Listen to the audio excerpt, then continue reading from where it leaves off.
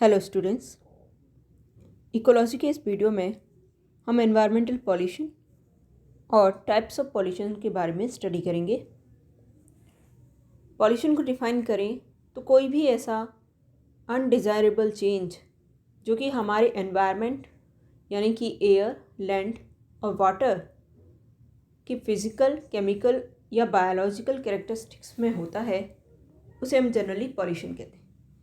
Pollution generally कोई ऐसा बदलाव है हमारे आसपास के एनवायरनमेंट में जिसके कारण मनुष्य या दूसरी जो जातियां हैं उनकी लाइफ अफेक्टेड होती है नेगेटिव वे में, या उनको हार्म पहुंचता है, नुकसान पहुंचता है, और लिविंग कंडीशंस जो है उनके लिए वो चेंज होकर और मुश्किल हो जाती है।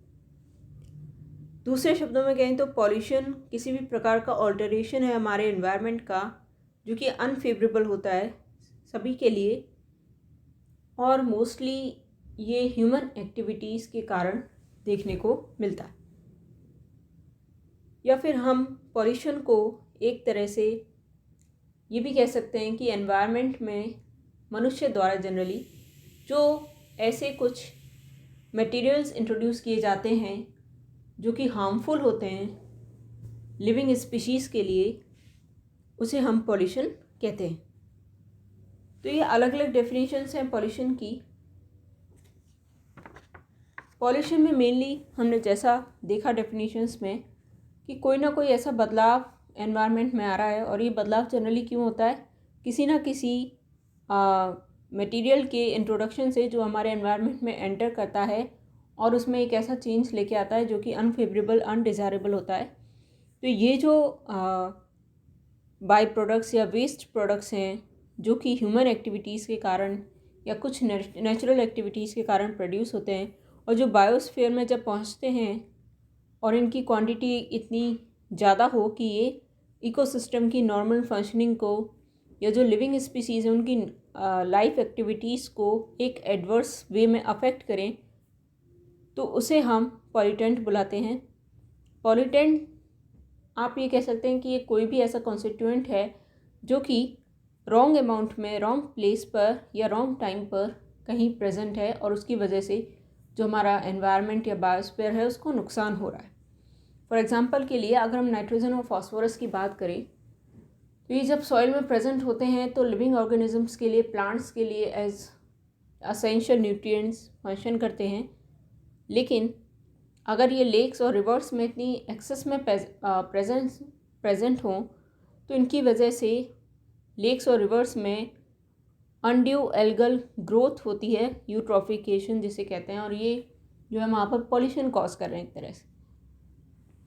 तो इन्हीं मटेरियल्स को, कॉन्स्टिट्यूएंट्स को जो है पॉल्यूटेंट्स बुलाया जाता है। और पॉल्यूटेंट्स को हम अलग अलग कैटेगरीज में ग्रुप कर सकते हैं, जैसे कि नेचुरल पॉल्यूटेंट्स। कुछ पॉल्यूटेंट्स क्या होते हैं, लाइफ प्रोसेसेस के दौरान प्रोड्यूस होते हैं नेचुरली। फॉर एग्जांपल रेस्पिरेशन के दौरान, यूरिन और या बॉडी डिकम्पोजिशन के दौरान।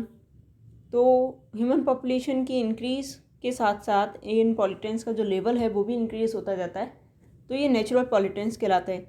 जबकि कुछ पॉल्यूटेंट्स ऐसे होते हैं जो कि सिंथेटिक होते हैं, मैन मेड होते हैं, यानी एंथ्रोपोजेनिक, या जिन्हें जीनोबायोटिक पॉल्यूटेंट्स कह सकते हैं, जो कि बाहर से एनवायरनमेंट में आए हैं या मैन की कुछ एक्टिविटीज़ के द्वारा नेचुरल वे में ना होकर मैन के द्वारा बनाए गए हैं। फॉर एग्जांपल के लिए कॉस्मेटिक प्रोडक्ट्स हो सकते हैं, डिटर्जेंट्स हो सकते हैं, पेस्टिसाइड्स हो सकते हैं इसमें।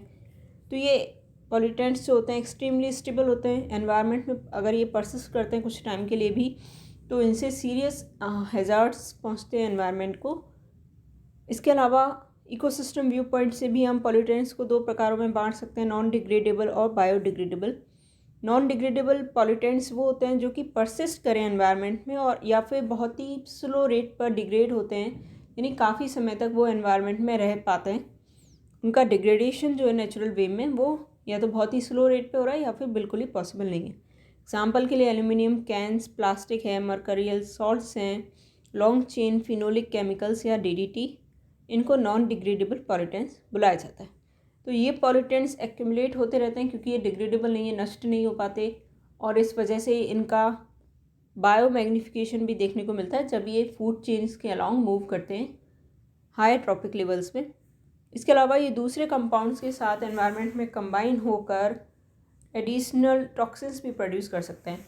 बायोडिग्रेडेबल पॉल्यूटेंट्स ऐसे पॉल्यूटेंट्स होते हैं जैसे डोमेस्टिक सीवेज, हीट, जिनको हम नेचुरल प्रोसेस के द्वारा या तो वो खुद ब खुद डिकम्पोज हो जाएंगे या फिर मनुष्य उनके लिए एक ऐसा सिस्टम बना सकता है जिसमें वो उन्हें तेज़ी से डिकम्पोज और रिसाइकिल कर सके। बायोडिग्रेडेबल पॉल्यूटेंट्स के साथ प्रॉब्लम हो सकती है अगर मान लीजिए उनका इनपुट जो है एनवायरनमेंट में, उनकी जो रेट है डिग्रेडेशन की या डिकम्पोजिशन की, उसको एक्सीड कर जाए तो उसके कारण क्या होगा, ये एक्यूमुलेट होना शुरू हो जाएंगे और फिर एनवायरनमेंट को नुकसान पहुंचा सकते हैं। अब हम बात करते हैं टाइप्स ऑफ पॉल्यूशन की। तो सबसे पहले हम देखते हैं एयर पॉल्यूशन। एयर पॉल्यूशन का मतलब है जो एटमॉस्फेयर है, जो गैसेस मिक्सचर है जिसने हमारी अर्थ को एनवेलप किया हुआ है, उसमें अगर ऐसा कोई सब्सटेंस या सब्सटेंसेस प्रेजेंट होते हैं नेचुरली या अननेचुरली, जो कि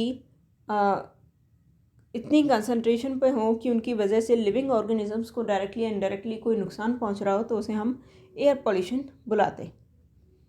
तो होता क्या है, कुछ ना कुछ नेचुरल प्रोसेस के कारण या फिर ह्यूमन एक्टिविटीज़, मनुष्य की कई ऐसी एक्टिविटीज़ होती हैं जिनके कारण जो कंसंट्रेशन है गैसेस की ऑक्सीजन को छोड़कर एयर में या एटमॉस्फेयर में, उसमें बदलाव होते हैं। नॉर्मली वो जो कंसंट्रेशन है डिफरेंट गैसेस की एयर में वो इंक्रीज़ हो जाती है और उसको हम एयर पॉल्यूशन बुलाते हैं या इसे एटमॉस्फेयर पॉल्यूशन भी कह सकते हैं। तो ये सबसे कॉमन काइंड का एनवायरमेंटल पॉल्यूशन है जो हम बड़ी बड़ी सिटीज़ में या इंडस्ट्रियल टाउन्स में, मेट्रोपॉलिटन्स में देखते हैं। फॉर एग्जांपल दिल्ली में, कलकत्ता में, कानपुर, मद्रास, फिरोज़ाबाद, यहाँ तक कि लंदन, न्यूयॉर्क, टोक्यो में ये एक कॉमन प्रॉब्लम है। अगर हम एयर पॉल्यूशन के सोर्सेज की बात करें तो एयर पॉल्यूशन नेचुरल एक्टिविटीज़ के द्वारा भी होता है। फॉर एग्जांपल के लिए पॉलन ग्रेन्स, हाइड्रोकार्बन जो कि वेजिटेशन के द्वारा रिलीज़ हो रही हों, डस्ट जो कि स्टॉर्म्स के दौरान, आंधी या तूफान के दौरान जो धूल भरी हवाएं चलती हैं डेजर्ट से, या फिर वॉल्केनिक एक्टिविटी के दौरान। तो वॉल्केनिक एक्टिविटी के दौरान क्या होता है, जनरली कई सारे अमाउंट में गैसेस या पार्टिकुलेट मैटर रिलीज़ होता है। फॉर एग्जांपल के लिए वॉल्केनिक ऐश जो होती है, राख जो होती है, उसके कारण वेजिटेशन को बहुत नुकसान पहुंचता है क्योंकि वो लीव्स को कोट कर लेती है और फोटोसिंथेसिस और ट्रांसपिरेशन को प्रिवेंट करती है।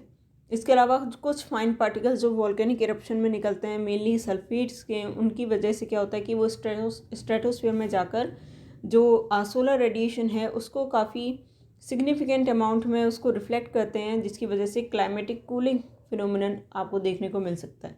इसके अलावा डस्ट स्टॉर्म्स भी हैं कुछ केसेस में, जब वो बहुत फाइन सेंड को कैरी अवे करती हैं और उसके साथ में वेदर कंडीशंस होती हैं कुछ जो कि पॉलन की रिलीज़ स्टिमुलेट करती हैं। तो ये सब कुछ नेचुरल एक्टिविटीज़ हैं, इनके द्वारा ऐसे कुछ मटेरियल्स जो रिलीज़ होते हैं एटमॉस्फेयर में जो कि थोड़ा बहुत हार्म जो है लिविंग ऑर्गेनिजम्स को पहुंचा सकते हैं।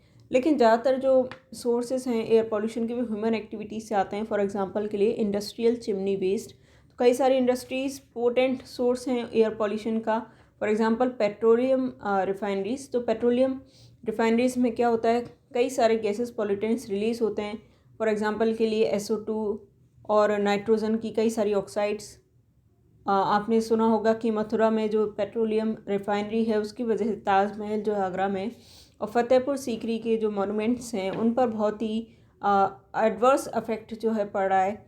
इसी तरह एक इंडस्ट्रियल प्रोसेसर्स होते हैं, फॉर एग्जांपल के लिए केमिकल प्लांट्स हैं, पल्प और पेपर मिल हैं, शुगर मिल हैं, कॉटन मिल्स हैं, सिंथेटिक रबर मैन्युफैक्चरिंग प्लांट्स हैं, ये भी एयर पॉल्यूशन के लिए रिस्पॉन्सिबल होते हैं। सीमेंट फैक्ट्रीज़ हैं, उससे बहुत सारी डस्ट निकलती है जो कि इसके लिए रिस्पॉन्सिबल है।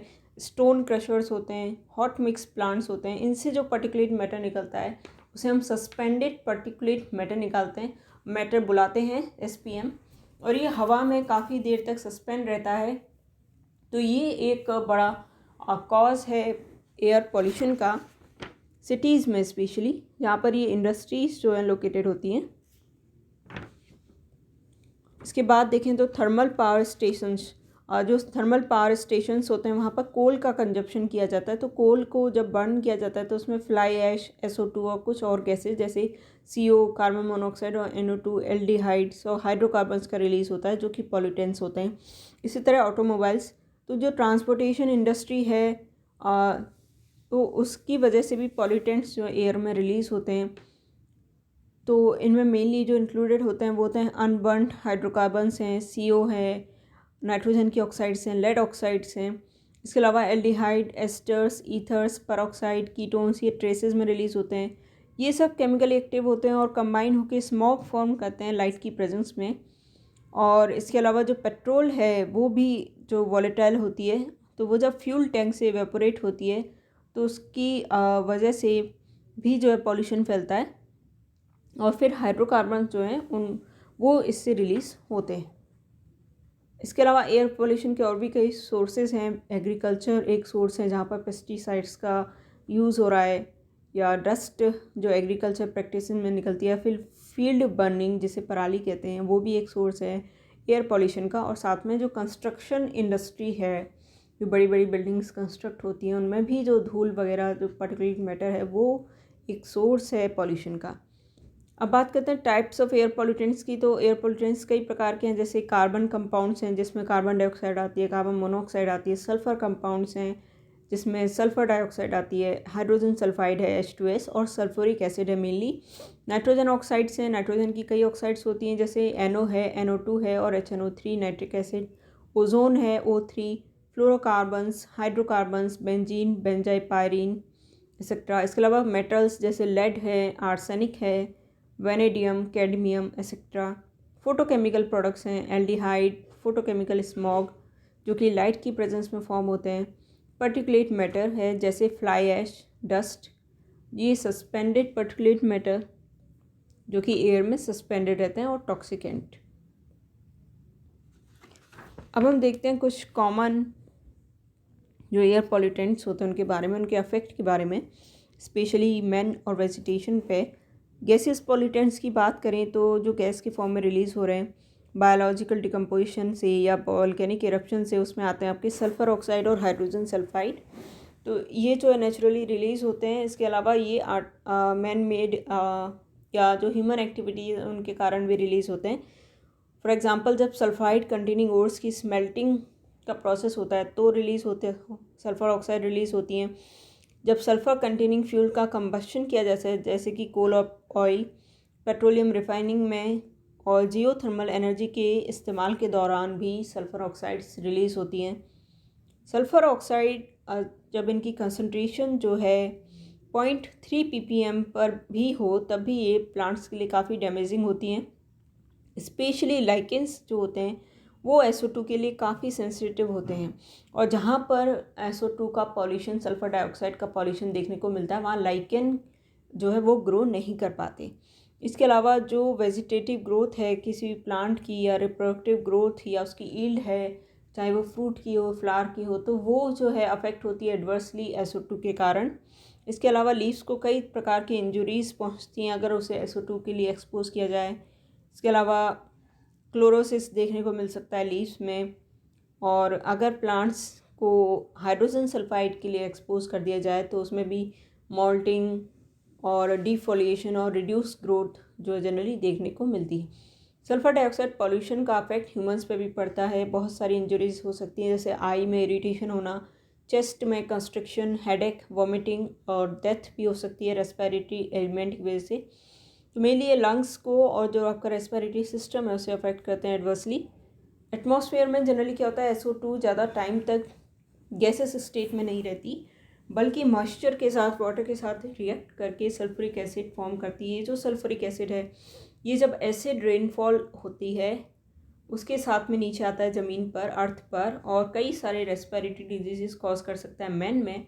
इसके अलावा ये जो पानी होता है यानी वाटर बॉडीज़ हैं उसकी एसिडिटी इंक्रीज़ कर देता है एसिड, जिसकी वजह से क्या होता है वहाँ पर रहने वाले जो जीव हैं उनके लिए बहुत ही हार्मफुल हो सकता है।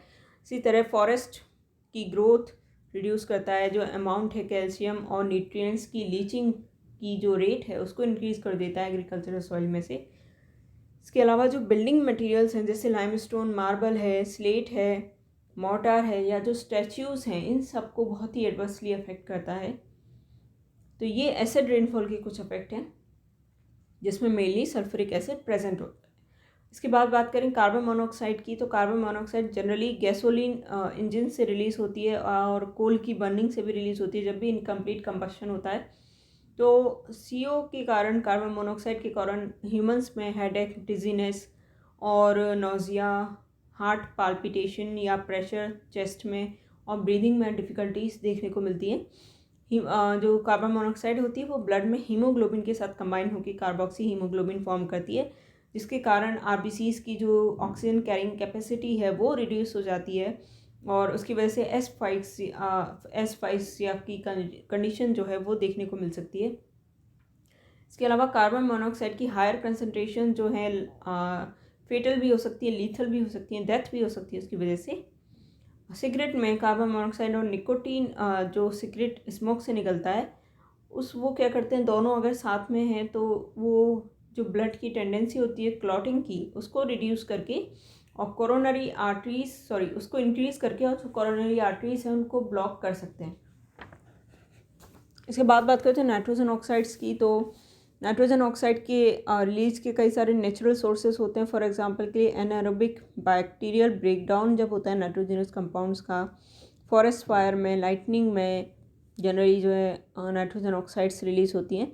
इसके अलावा मैन मेड एक्टिविटीज़ के द्वारा जैसे पावर जनरेटर्स हुए, ऑटोमोबाइल एग्जॉस्ट यानी मोटर व्हीकल से जो एग्जॉस्ट निकलता है उसमें भी नाइट्रोजन की कई ऑक्साइड्स प्रेजेंट होती है। नाइट्रोजन डाइऑक्साइड की बात करें तो उसकी वजह से नोज़ और आई में इरिटेशन हो सकता है, सांस लेने में डिफ़िकल्टीज़ हो सकती है मैन में। प्लांट्स में NO2 की वजह से बाईफेशियल नेक्रोसिस देखने को मिल सकता है, जिससे लीव्स जो हैं बहुत जल्दी झड़ जाती हैं और क्लोरोसिस और एक्सटेंसिव लीफ ड्रॉप भी देखने को मिलता है।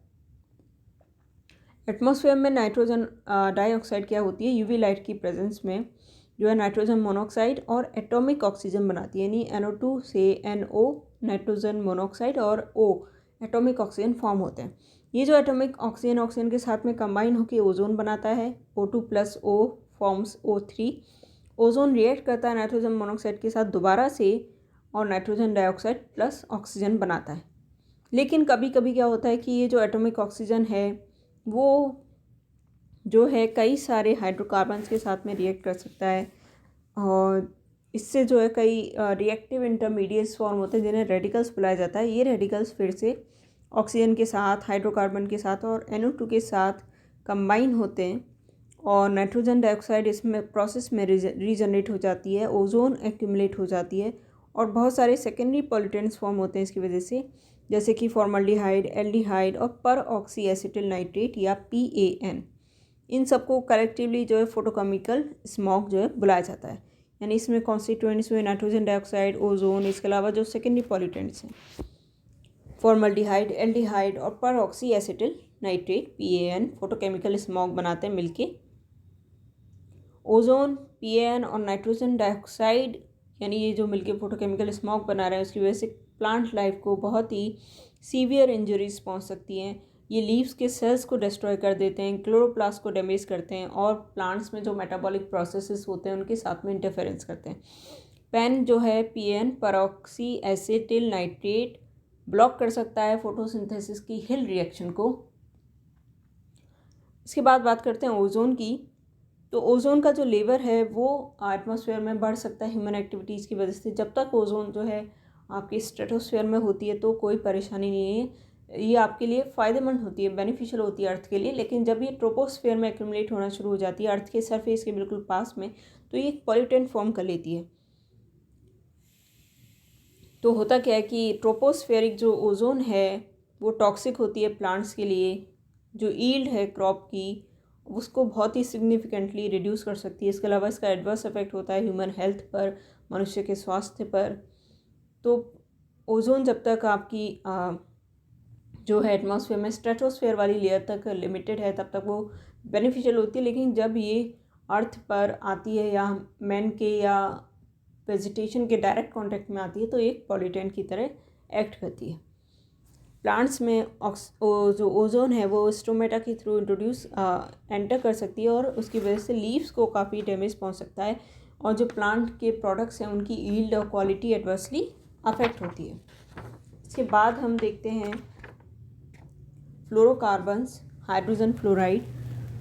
फ्लोराइड्स जो होते हैं नेचुरल सोर्स हैं, इनका वॉल्केनिक एक्टिविटी के द्वारा रिलीज होते हैं। इसके अलावा कुछ मैन मेड सोर्सेज हैं, जैसे पेट्रोलियम रिफाइनिंग है, ब्लास्ट फर्नेसेस हैं, सुपर फॉस्फेट फर्टिलाइज़र इंडस्ट्रीज़ या कोल के कंबस्शन के द्वारा भी ये रिलीज़ होते हैं। फ्लोराइड की वजह से प्लांट की लीव्स को बहुत नुकसान पहुंचता है। ये प्लांट की ग्रोथ के साथ पार्शली या उसे पूरी तरह से रोक सकते हैं। इसके अलावा ह्यूमंस में ये जो बॉडी के पैसेजेस होते हैं उनको इरिटेट कर सकते हैं।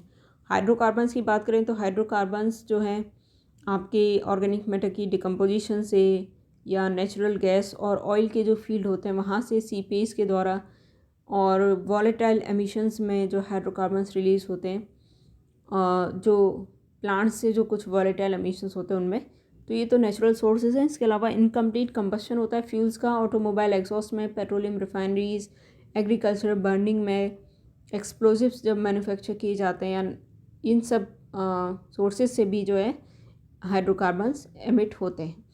जो हाइड्रोकार्बन इथाइलिन है वो लीव्स में येलोइंग यानी पीला कर देता है उन्हें, और ओकेजनली नेक्रोसिस उसमें देखने को मिल सकता है, क्लोरोसिस हो सकता है। जो टर्मिनल ग्रोथ है, एपिकल ग्रोथ है, वो इनिबिट हो जाती है। इसके अलावा बहुत ही कम रिड्यूस्ड ग्रोथ देखने को मिलती है, और जो क्लोरोफिल का अमाउंट है उसे वो डिक्रीज़ कर देता है इथाइलिन। इसके अलावा मैन में हाइड्रोकार्बन्स की वजह से mucus membrane, bronchial constriction, mucus membrane का इरिटेशन और ब्रोंकियल कंस्ट्रिक्शन और आई इरिटेशन देखने को मिल सकता है। इसके अलावा 3,4 बेंजीपायरीन जो होता है, जो कि इनकम्प्लीट कंबस्शन के द्वारा रिलीज होता है, उसके द्वारा लंग कैंसर तक हो सकता है। इसके बाद बात करते हैं कुछ पर्टिकुलेट पॉल्यूटेंट्स की जो कि गैसेस फॉर्म में नहीं है, जैसे कि लेड है। लेड एक हैवी मेटल है जो कि आपका मेनली ऑटोमोबाइल एग्जॉस्ट के द्वारा एंटर करता है एटमॉस्फेयर में। जो ऑटोमोबाइल गैसोलीन होती है उसमें टेट्राइथाइल लेड जो जनरली प्रेजेंट होता है, जो कि एंटी नॉक एडिटिव के रूप में यूज़ किया जाता है। तो ये जो जब रिलीज़ होता है तो इसकी कंसंट्रेशन अगर हाई हुई तो ये काफ़ी नुकसान पहुंचा सकता है। जैसे फॉर एग्जांपल रोड की साइड में जो प्लांट्स वगैरह लगे रहते हैं हाईवेज़ पर, उनमें लेड की काफ़ी हाई कंसंट्रेशन देखने को मिलती है टिश्यूज़ में। उसकी वजह से जो प्लांट्स हैं उनकी रिड्यूस ग्रोथ हो जाती है। इसके अलावा जो एनिमल्स हैं उनमें भी उनकी हेल्थ पर भी अफेक्ट पड़ता है। जो ट्रैफिक पुलिसमैन होते हैं स्पेशली, जो कि ऑटोमोबाइल एग्जॉस्ट के लिए एक्सपोज हो जाते हैं लॉन्ग पीरियड्स के लिए, तो उनमें भी लेड की जो कंसंट्रेशन है ब्लड में, बॉडी टिश्यूज़ में काफ़ी हायर होती है, और उसकी वजह से उनके जो आरबीसीज़ हैं उनके डेवलपमेंट और मैचुरेशन पर बहुत ही एडवर्स अफेक्ट पड़ता है, और एनीमिया की कंडीशन जो इनमें डेवलप हो सकती है। इसके अलावा कई मेटाबॉलिक डिस्टर्बेंसेस कॉज होते हैं लेड की वजह से, अगर वो ह्यूमन बॉडी में प्रेजेंट है। इसके अलावा नोजिया, वीकनेस, डिजीनेस, लिवर को डैमेज पहुंच सकता है, किडनी, गैस्ट्रोइंटेस्टाइन को डैमेज हो सकता है, और यहाँ तक कि एबनॉर्मेलिटीज़ डेवलप हो सकती हैं। जो फर्टिलिटी है वो अफेक्टेड होती है, प्रेगनेंसी की कंडीशन में एडवर्स इफेक्ट पहुँच सकता है। इसके बाद बात करते हैं मरकरी की। तो मरकरी भी एक लिक्विड है, वॉलेटाइल हैवी मेटल है, और ये प्रेजेंट होता है एयर में ह्यूमन एक्टिविटीज़ की वजह से। फॉर एग्जांपल के लिए जब मरकरी कंपाउंड्स को यूज़ किया जाता है fungicides, paints, cosmetics, paper pulp etcetera produce करने के लिए, इसकी वजह से नर्वस सिस्टम, लिवर और आइज़ को डैमेज पहुंच सकता है, और headache, fatigue, anxiety, lethargy, loss of appetite, ये कुछ माइल्डर से सिम्टम्स हैं जो देखने को मिल सकते हैं। इसके बाद हम बात करते हैं एयर पॉल्यूशन के कंट्रोल की। तो एयर पॉल्यूशन को कंट्रोल करने के लिए ज़रूरी है कि हम मॉडर्न टेक्नोलॉजी इस वे में यूज़ करें कि व्हीकल से मेनली जो एग्जॉस्ट निकलता है, एमिशंस निकलते हैं, उनको रिड्यूस किया जा सके, उन पर लगाम लगाई जा सके। इसलिए आजकल आपने देखा होगा इलेक्ट्रिक व्हीकल्स को डेवलप किया जा रहा है ताकि जो एयर पॉल्यूशन है उसको मिनिमाइज़ किया जा सके। इसके अलावा जो इंडस्ट्रियल पॉल्यूशन होता है उसे प्रिवेंट करना, उसे कंट्रोल करना भी इम्पॉर्टेंट है। यानी अगर इंडस्ट्रीज़ से कोई भी एमिशन जो है छोड़ा जा रहा है एटमॉस्फेयर में, तो उसमें कोई भी पर्टिकुलेट मैटर या गैसेस पॉल्यूटेंट प्रेजेंट ना हो, इसको चेक करना बहुत इंपॉर्टेंट है। लॉ के द्वारा यानी कुछ लॉज भी बनाए गए हैं जिनके द्वारा एयर पॉल्यूशन को कंट्रोल किया जा सके।